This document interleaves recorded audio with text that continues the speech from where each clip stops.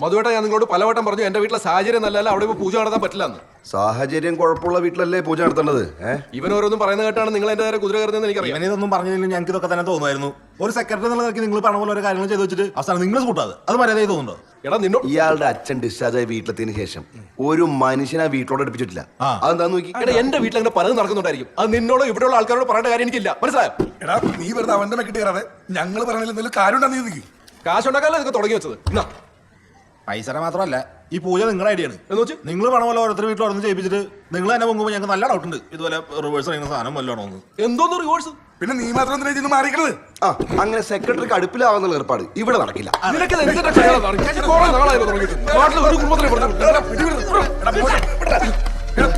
എന്താ നീ കാണിക്കണത്? നാശം പിടിക്കാനായിട്ട് ഞാൻ എന്റെ സ്ഥാനം ഒഴിഞ്ഞേക്കാം. എന്റെ വഴിക്ക് വിട്ടേ. കണ്ടാ അപ്പോഴവൻ അവന്റെ വീട്ടിലോടത്തിന് കരുതില്ല. നീ എന്താ തേങ്ങയുടെ അവിടെ പുഴുങ്ങി വെച്ചേക്കണേ? അതോട്ടാ ഇനി ഞാൻ ഇവിടെ ശരിയാവില്ല. ഈ കമ്മിറ്റി ആയിട്ടുള്ള ഒരിടപാടും ഇനി എനിക്കില്ല. ഇനി ഈ കാര്യം പറഞ്ഞ് എന്റെ പടി ആരെങ്കിലും ചവിട്ടി ആ ചവിട്ടി അവന്റെ മുട്ടാലിയെ തന്നെ ഓടിക്കും. ഓ കാണാം. എന്താണ് ഞാൻ എന്റെ വീട്ടിലേക്കില്ല.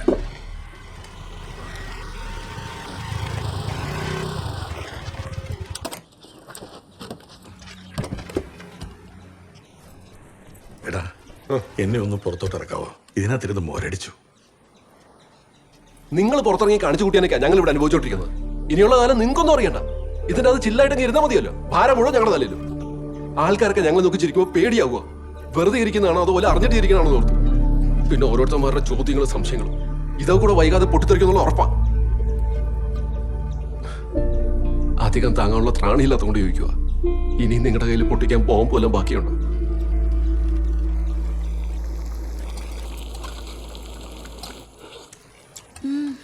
ഇത് അവിടുത്തെ സ്റ്റൈലാണോ? അല്ലല്ല, എൻ്റെ അച്ഛനെ കോൺട്രാക്ട് പണിയായിരുന്നല്ലോ. അപ്പം അങ്ങനെ കുറേ സ്ഥലത്ത് നിന്നിട്ടുണ്ട്. ആ ഓട്ടത്തിൽ ഞാൻ പഠിച്ചെടുത്ത. പിന്നെ കല്യാണം കഴിഞ്ഞതിന് ശേഷമാണ് ഇതൊക്കെ ഒന്ന് പൊടിയട്ടിയെടുത്ത് പിന്നെ സ്ഥിരാക്കി. മൂപ്പരീൻ്റെ ആളാ. ഏതിൻ്റെ ആള്? ഈ സ്റ്റൈല് ചിക്കൻ കറീൻ്റെ. ഏത് മൂപ്പരുടെ കാര്യ പറയണേ? ഭരത മൂപ്പര് എൻ്റെ അച്ഛൻ.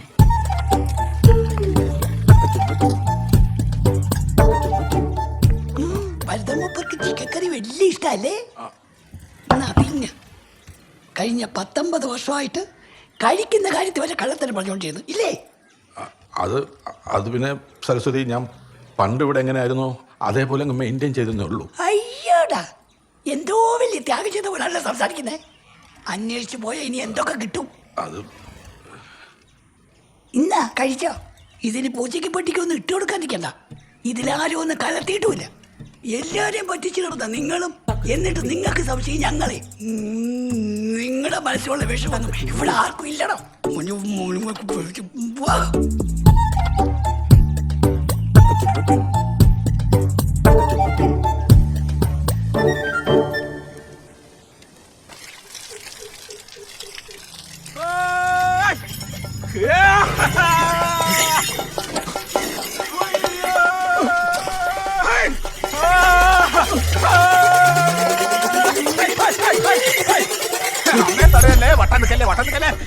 നിങ്ങളോട് ഞാൻ പറഞ്ഞാലേ ഇവരും കൂടി കൊണ്ട് വരല്ലേ? അങ്ങനെ നീ മാത്രം മാറി അങ്ങനെ ശരിയാവും. ഇവിടെ പൂജ നടത്തി ഈ വീട്ടിൽ നല്ലത് വരുത്തിയിട്ട് ഞങ്ങൾ.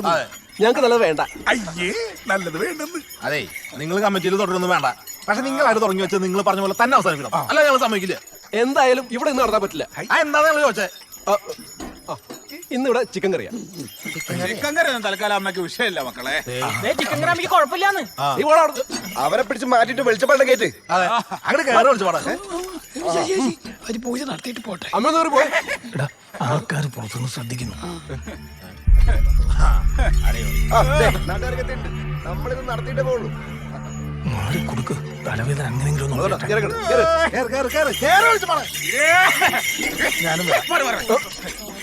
വെളിച്ചപ്പാട് മാത്രം മതി, വേറെ ആരും കയറണ്ട. പോരെ പറവക്ക്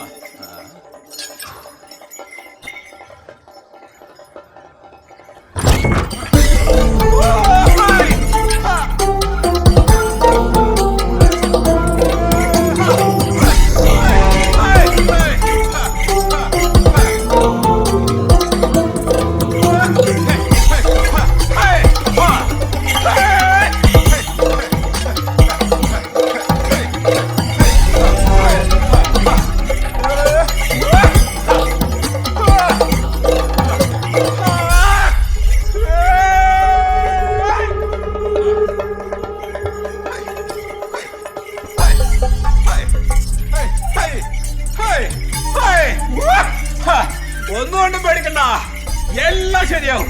അമ്മ കൂടിയുണ്ട് കേട്ടാ. ഹാ, ഹാ, ഹാ, ഹാ.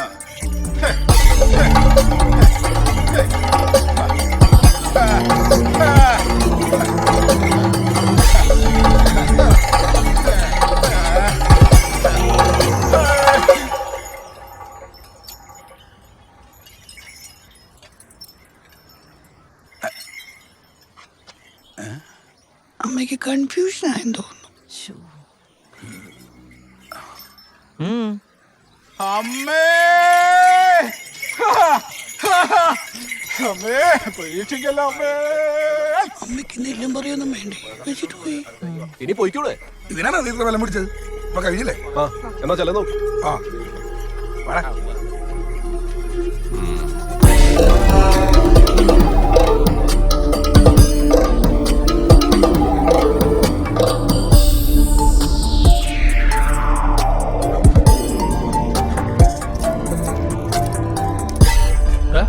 നീ എവിടേക്ക്? സ്റ്റേഷനിലേക്ക് അവിടെ എന്താ? കംപ്ലൈന്റ് കൊടുക്കാൻ. ഇങ്ങനെ ഇടിച്ചു കയറി വന്നിട്ടാണോ ഇതൊക്കെ നടത്തേണ്ടത്? ശശിയേട്ടാ വീട്ടിൽ കയറി വന്ന് അലമാര കുത്തി തുറന്നോ ഭീഷണിപ്പെടുത്തിയെന്നോ പറഞ്ഞാൽ ഓക്കെ. ഇത് സമാധാനം കിട്ടാനുള്ള പൂജ നടത്തിയെന്ന് പറഞ്ഞാൽ എങ്ങനെ കേസ് കൊടുക്കും?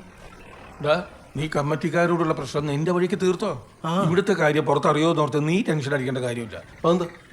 എടാ അവരെ കണ്ടുപോയത് വെളിച്ചപ്പാടല്ലേ? അതായത് ഇവിടുത്തെ ഭഗവതിക്കാണോ ഇവിടുത്തെ കാര്യം അറിയാത്തത്?